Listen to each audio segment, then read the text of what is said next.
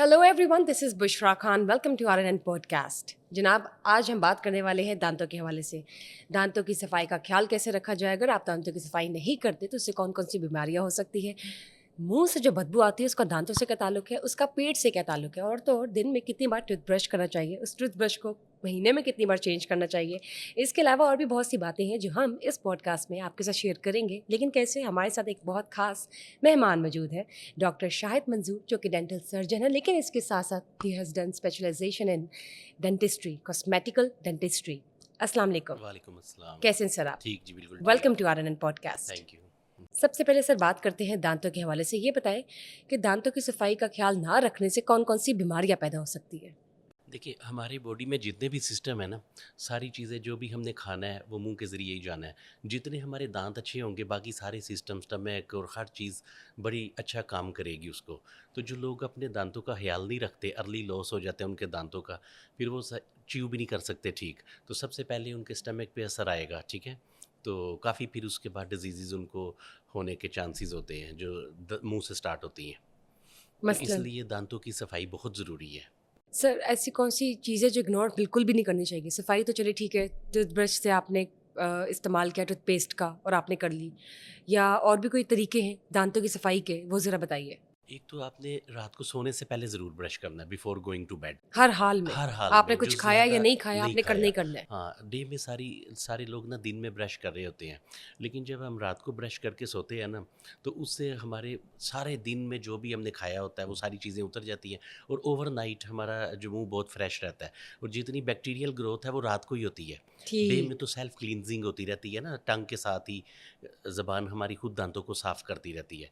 रात में क्योंकि हम सो जाते हैं तो ये प्रोसेस स्लो हो जाता है।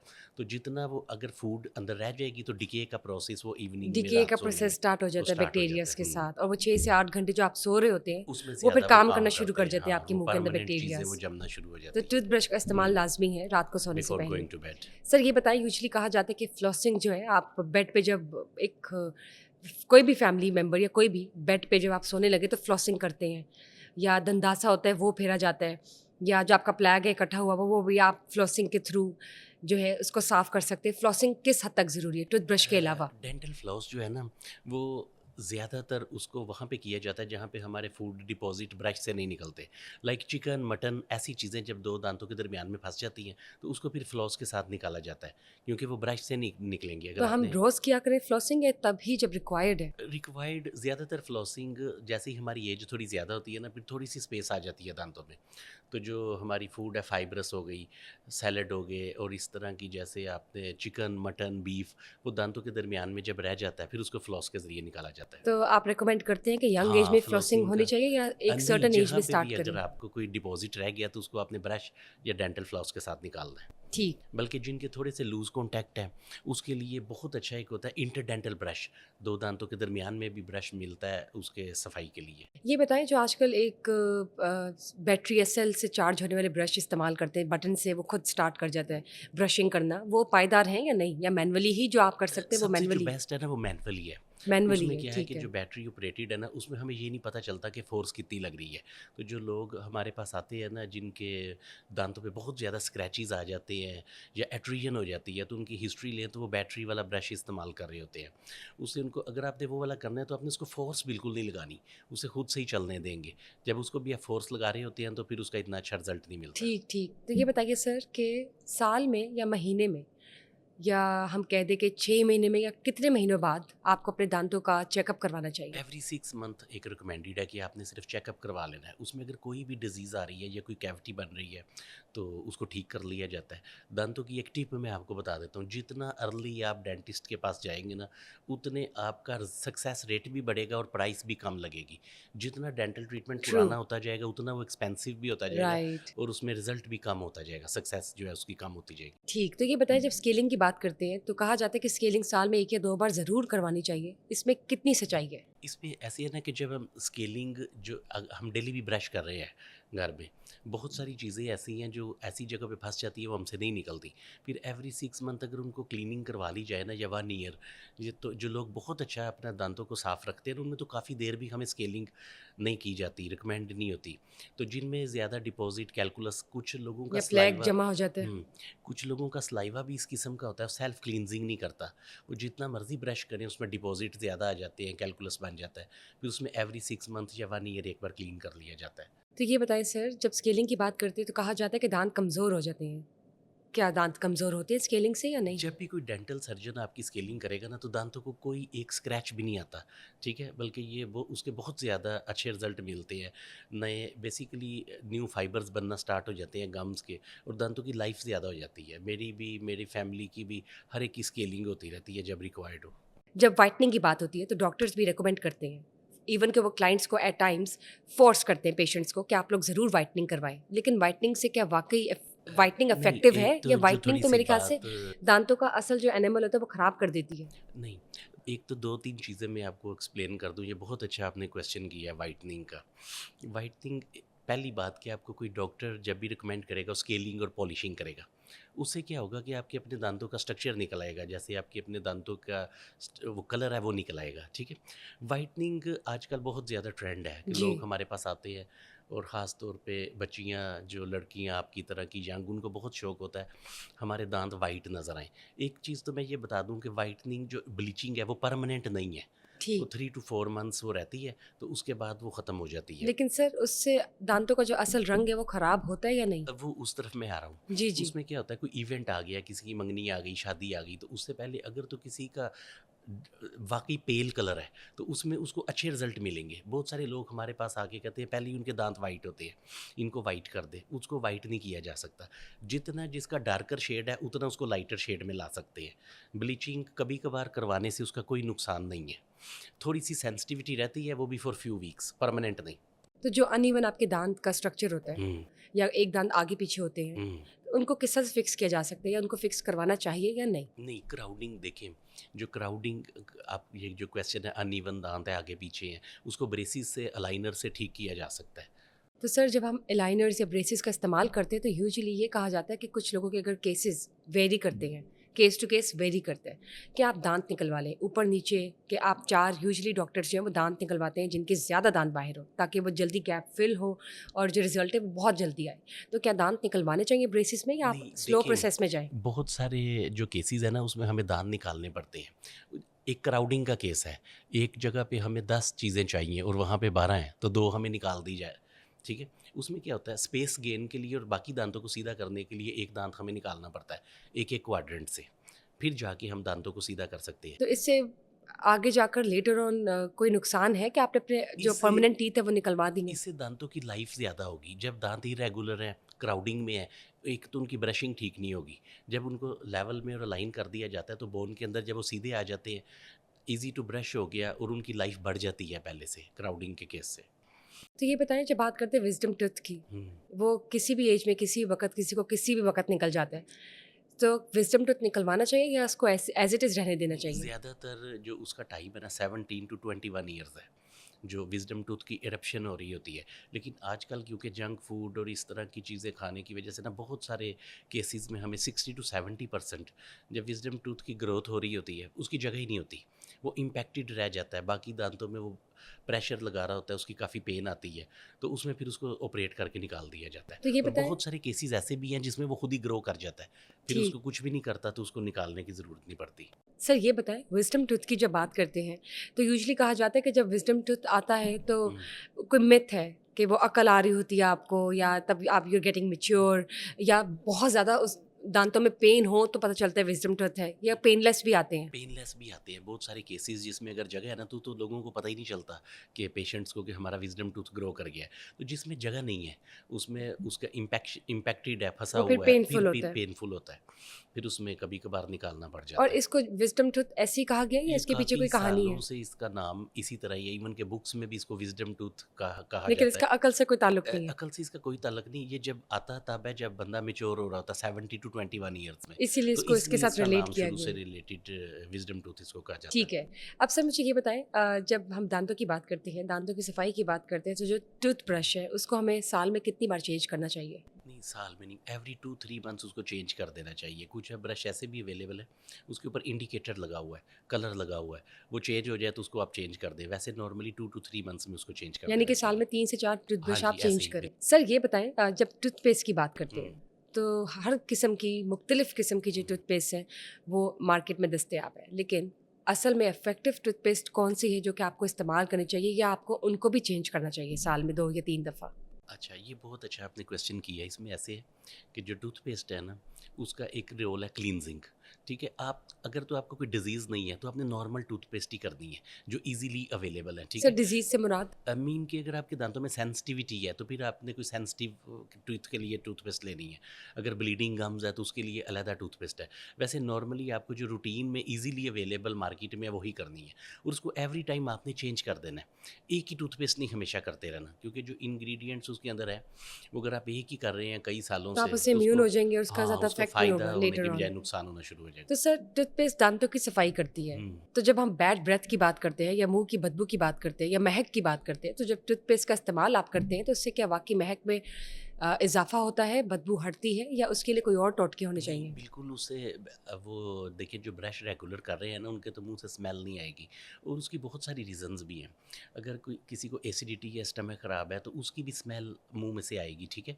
तो जो प्रॉपर ब्रश कर रहे हैं, उनका फिर मुँह ऐसी कोई ओरल हाइजीन का कोई मसला नहीं होता। और जो जैसे हम कहते हैं कि दंत मंजन होते हैं उर्दू में, पाउडर्स होते हैं कुछ इस तरह के जो कि आप दांतों में मले ताकि वाइटनिंग हो जाए, खुद से जो आप इन चीज़ों का इस्तेमाल करते हैं, क्या वो इफेक्टिव है, उनको करना पहले चाहिए या नहीं? पहले बहुत ज़्यादा लोग ये मंजन वगैरह इस तरह की चीज़ें इस्तेमाल करते थे, लेकिन अब वो रिकमेंडेड नहीं है, क्योंकि एक तो वो दांतों पे स्क्रैचेस डाल देते हैं, ठीक है? अब toothpaste is more than enough कि वो उसके अंदर ही सारी चीज़ें उन्होंने ऐड कर दी हैं। ठीक है। और सर हुँ, जब हम बात करते हैं अगेन बैड ब्रेथ की, तो हुँ। आप ये बताइए कि यूजुअली कहा जाता है कि नमक या पानी मिक्स करें या लेमन या बेकिंग सोडा मिक्स हुँ। करें, इस तरह के टोटके दांतों पे इस्तेमाल किए जा सकते हैं या हाँ, नहीं? किए जा सकती हैं जो ये सेफ है? लेमन, हाँ जी, बिल्कुल सेफ़ है, कभी-कभार करने से। बहुत ज़्यादा आपने वो लेमन या सॉल्ट को यूज़ नहीं करना। कभी-कभार आप उसको लेमन थोड़ा-सा ऐड करके उसमें टूथपेस्ट में तो उसको कर सकते हैं, उससे दांतों के ऊपर अगर काफ़ी देर से कोई चीज़ें चिपकी हुई हैं, वो भी उतर जाती हैं। तो जो दांतों में कीड़ा लग जाता है, हुँ।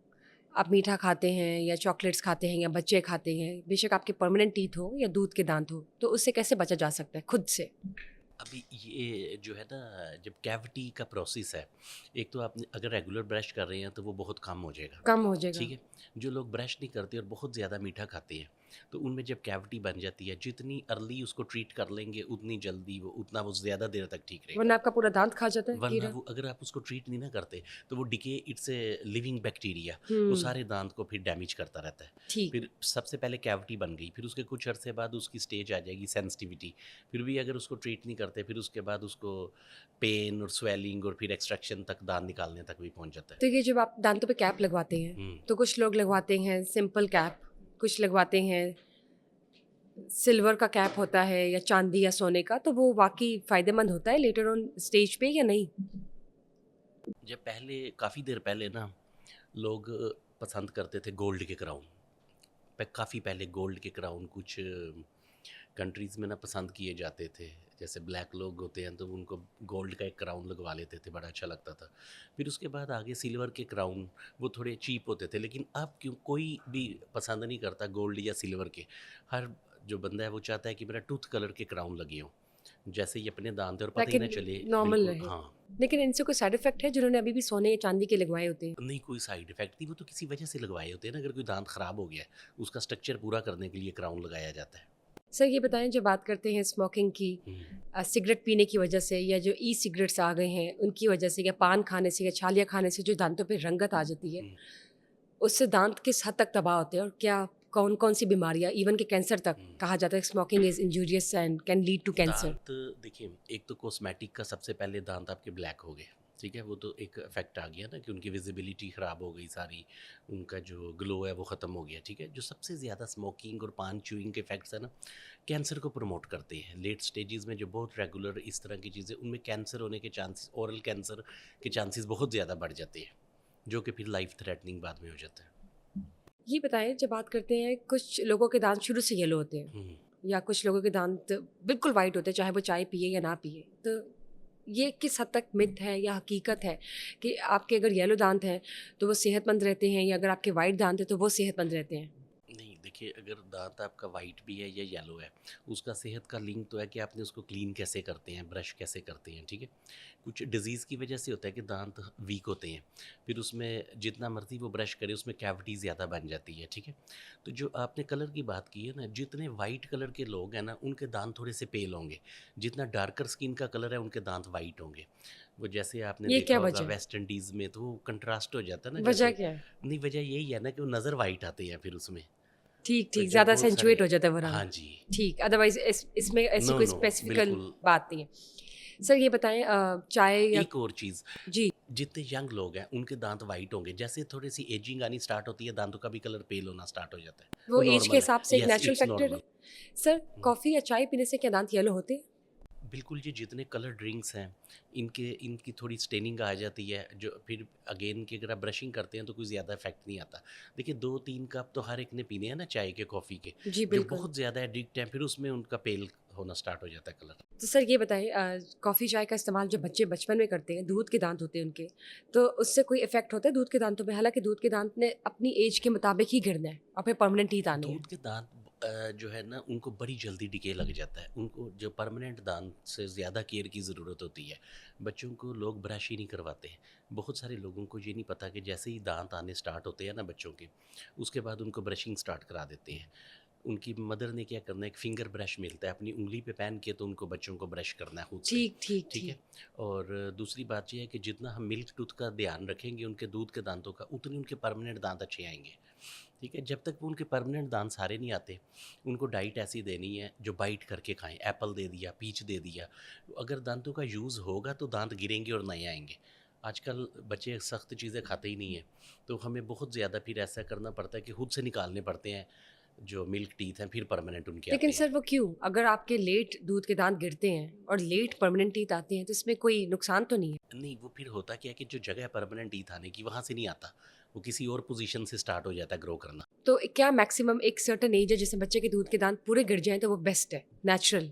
जो बच्चों के दाँत आते हैं ना छोटे बच्चों में, 6 मंथ से स्टार्ट होके 2 ईयर्स से आ जाते हैं मिल्क टीथ सारे, ठीक है। और ठीक ये है? गिरना नॉर्मल। कब किस एज तक गिरना इनका गिरना ये लाज़िम फिर है? 6 टू 7 ईयर्स से स्टार्ट होते हैं और 12 टू 13 ईयर्स तक ये चलता है सीक्वेंस। यानी कि 13 इयर्स तक आपके दूध के दांत पूरे गिर जाने चाहिए, ताकि हाँ, आपका गिरते जो रहते हैं और परमानेंट नए टीथ की आते रहते हैं। अलाइनमेंट है हाँ वो जी, फिर सेहतमंद और सेहत सेहतमंद रहती है। बेस्ट तरीके से आएगी। तो सर ये जो आपने परमानेंट टीथ की बात की है और दूध के दांतों की बात की है, ये जब हम बात करते हैं टूथ फेयरी वाली, हुँ। इस मिथ को भी मैं चाहूँगी कि आप ज़रूर शेयर करें। वो जो बच्चे जिनके दूध के दांत गिरते हैं, तो ये दूध के दांत जो गिरते हैं इनका कोई मिथ, कोई टूथ फेयरी या इस तरह का कोई नहीं, है? ये तो कोई देखिए ना, कहानियाँ बनी हुई बच्चे क्या है? कहानियाँ ही बनी हुई ना बच्चों को खुश करने के लिए, पिलो के नीचे वो रख देते थे टूथ, तो वो उनके पेरेंट्स वहाँ पे पैसे रख देते हैं। तो आजकल तो बच्चे खुद बताते हैं कि आज मेरी टूथ फेयरी आनी चाहिए, जैसे ही उनका गिरता है ना मिल्क टूथ। जी, जी।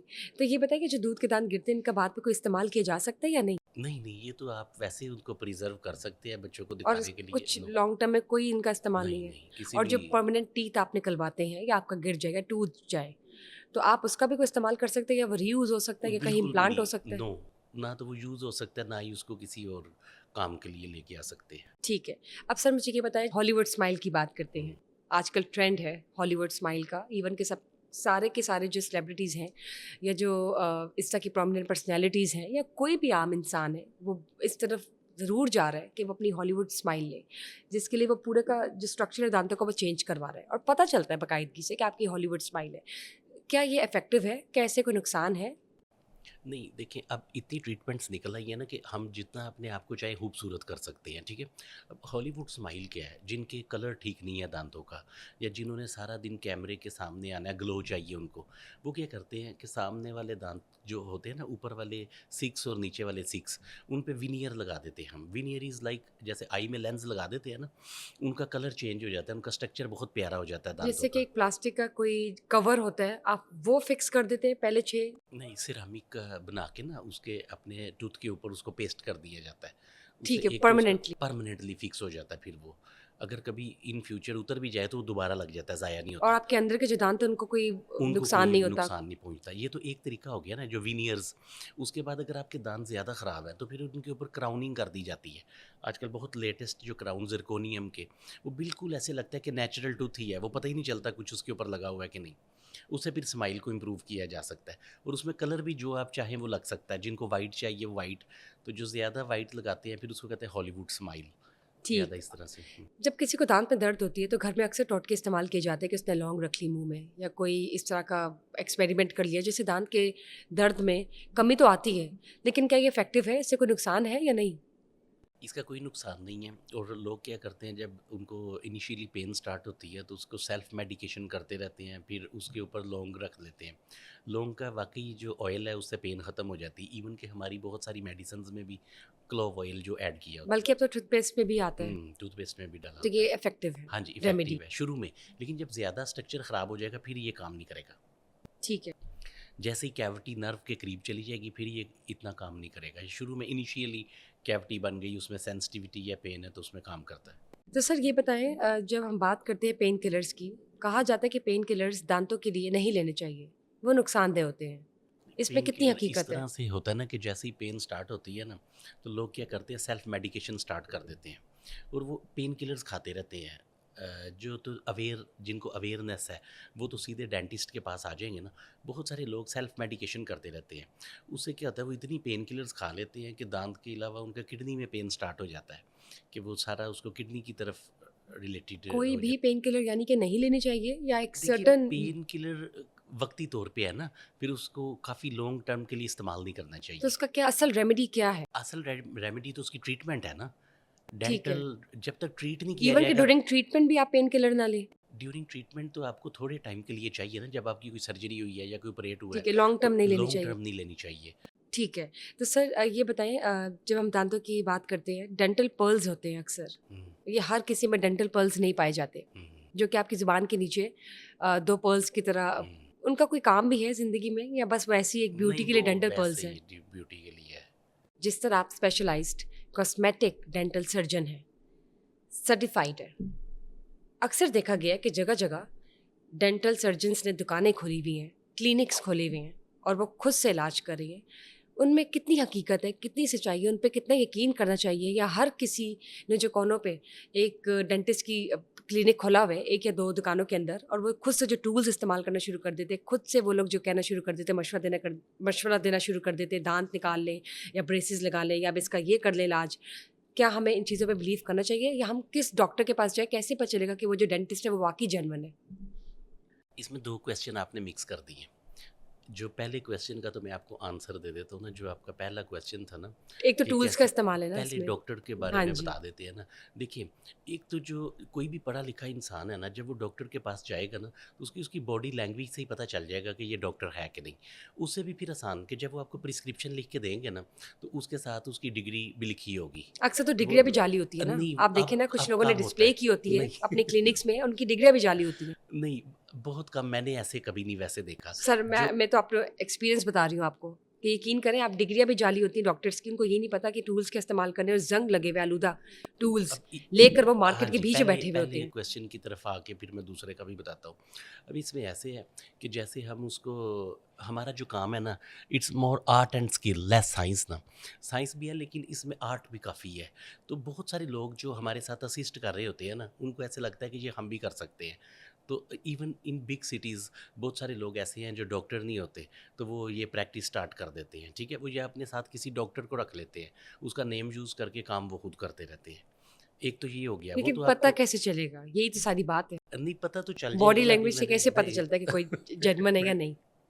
मुझे 20 इयर्स हो गया करते हुए प्रैक्टिस। मुझे आज तक कभी किसी ने नहीं पूछा कि आप डॉक्टर हैं कि नहीं नहीं है। सर, आपकी बात नहीं उनको कर रही मैं जी। आपसे, बल्कि ये मशवरा भी लेना चाहूँगी कि आप नाज़रीन को ज़रूर बताएं। हम्म, हर जगह पे तो डॉक्टर्स नहीं बैठे हुए, लेकिन हर जगह पे इस तरह के क्लिनिक ज़रूर खुले हुए हैं जो कि उल्टे-पुल्टे इलाज कर देते हैं दांतों के, किसी भी पेशेंट का, और वो डॉक्टर्स अक्सर जेन्युइन नहीं होते। तो कैसे मालूम हो, या आपका क्या तरीका है, क्राइटेरिया है जो हम रखें अपने ज़हन में, किसी को पूछने से पहले या इलाज करने से पहले कुछ चीज़ें ऐसी बताएँ कि पेशेंट को खुद भी मालूम हो कि अगर डॉक्टर सजेस्ट करे तो उसको वेरीफ़ाई करे, खुद से भी अपनी अक्ल इस्तेमाल करे ऑन द स्पॉट? अभी अभी फिर हमारे 2 क्वेश्चन बन गए हैं कि एक तो ट्रीटमेंट अगर जो डॉक्टर बता रहा है हम उसको वेरीफ़ाई करें। कैसे पता चलेगा, पहले इतनी तो मैं इन्फॉर्मेशन आपको कैसे रखे डॉक्टर एक का बता इंसान? देता हूँ ना, एक तो डॉक्टर का आप जब प्रिस्क्रिप्शन देखेंगे ना उसके साथ उसकी डिग्रीज़ लिखी होंगी, ठीक है? उसको फिर आप नेट में या पीएमडीसी की साइट पे डाल के भी चेक कर सकते हैं ठीक है। कि ये डॉक्टर जेन्युइन है या नहीं। लेकिन उसमें फिर हमारी कंट्री में वही आ गया कि आप जैसे बता रही थी किसी और का नाम यूज़ कर लेते हैं, ठीक है? अब जब ट्रीटमेंट आपको कोई बता रहा है ना, तो उसमें आपको पता चल जाएगा। एक तो आपने उस जगह पे जाना है जहाँ पे प्रॉपर स्टेरिलाइजेशन है।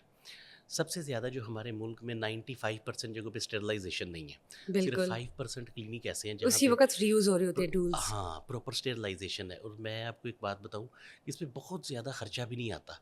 सिर्फ आपको एक मशीन चाहिए जो 4 से 5 लाख रुपए की है और वो कई साल उसने चलना है।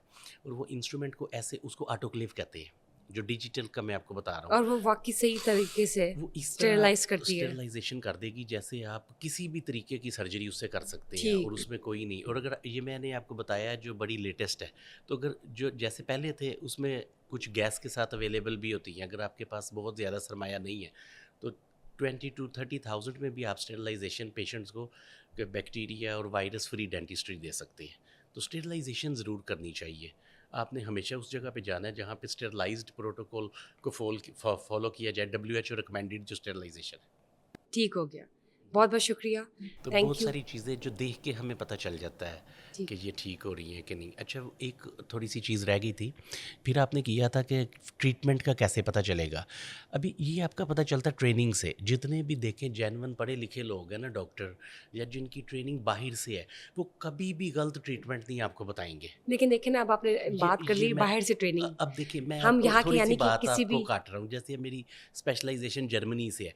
हमारी ट्रेनिंग का हिस्सा है कि अगर हमें कोई लाखों रुपया भी दे रहा है ना, उसकी कैविटी नहीं है तो मैं कभी भी उसको फ़िल नहीं करूँगा ठीक है। कि इसकी फिलिंग कर दो। ये या मेरे यही पास बात है अगर ना। कोई पेशेंट आता है, हाँ जी, क्योंकि उसकी स्केलिंग नहीं होने वाली, तो वो मुझे कहता है स्केलिंग कर दे। मैं उसको बताऊँगा कि आपको स्केलिंग नहीं चाहिए। लेकिन सर तो आप जैसे हमारे डॉक्टर्स मैं बहुत कम है देखता हूँ ना। कि हमारी कंट्री में जो पढ़े लिखे डॉक्टर भी हैं, वो 1 के 4 काम बना देते हैं। बिल्कुल। लेकिन इसके जवाब उन्होंने खुद देने हैं आगे जहाँ जाके। दाँत नहीं निकलना है वहाँ पे दाँत निकाल देते हैं, ये बात हो रही है। नहीं, दान निकालते कम है, ज़बरदस्ती लगा का ज़्यादा देते हैं। ज़बरदस्ती की सर्जरी नहीं होती, हाँ, वो कर लगा बैठते हैं। ज़्यादा देते हैं क्योंकि लगाने में ज़्यादा अमाउंट आती है, निकालने में इतने नहीं आती। लेकिन अब आप ये बताएँ हाँ। कि हर डॉक्टर ने बाहर से तो स्पेशलाइज़ेशन नहीं की होगी ना आपकी नहीं, तरह, यहाँ लेकिन वो से भी डॉक्टर तो जिन्होंने ज़रूर की होगा, होगी यानी कि तो हम उन पे लेकिन यकीन ना ये करें। नहीं यकीन करें तो ये तो उनको फिर डॉक्टर्स को भी चाहिए ना कि एक एथिकल प्रैक्टिस करें। ज़रूर, ये हाँ, रिक्वेस्ट तो डॉक्टर से ये भी तो है कि वो हर एक से एथिकली रिक्वेस्ट है जेन्युइन ना। तरीके से। एक तो स्टेरिलाइजेशन का और एक एथिकल प्रैक्टिस करें। ये तो देखिए ना, इसी तरह हमारी कंट्री तरक्की करेगी कि जब ज़रूर। सारे लोग अपनी रिस्पॉन्सिबिलिटी से काम करेंगे। ज़रूर, ये रिक्वेस्ट तो हमारी डॉक्टर से भी है, तमाम डेंटल सर्जन से भी है कि जब आपके पास कोई पेशेंट है तो प्लीज़ उसको जेन्युइन तरीके से ट्रीट करें, उसको उन चीज़ों में मत उलझाएँ, जो कि ना तो उसकी ट्रीटमेंट का हिस्सा है और ना ही उसकी ट्रीटमेंट का हिस्सा बनना चाहिए, ताकि वो लॉन्ग रन में उसको प्रॉब्लम ना क्रिएट करे। क्योंकि उसने आपके पास 2 या 3 सेटिंग्स के लिए आना है, उसके बाद नहीं आना। लेकिन अगर आपने कोई गलत इलाज कर दिया है या ट्रीटमेंट दे दी है, तो वो ताउम्र उस पेशेंट के लिए प्रॉब्लम बन सकती है। Thank you sir for being here. Thank you नाजरीन फॉर वॉचिंग अस टुडे। और ये आपके लिए था पॉडकास्ट, ताकि आप जान सके कि दांतों का इलाज किस तरह से कब कैसे करवाना चाहिए और किस मोमेंट पे करवाना चाहिए, पेन किलर्स का इस्तेमाल कितना होना चाहिए कितना नहीं होना चाहिए, दांतों की सफाई और बीमारियाँ ये कितनी कोरिलेटेड है और दांतों की सफाई किस तरह से करनी चाहिए। उम्मीद है कि आपको ये पॉडकास्ट पसंद आए। If you guys have any queries please let us know in the comment section below down. Stay tuned for another session. Till then, bye bye.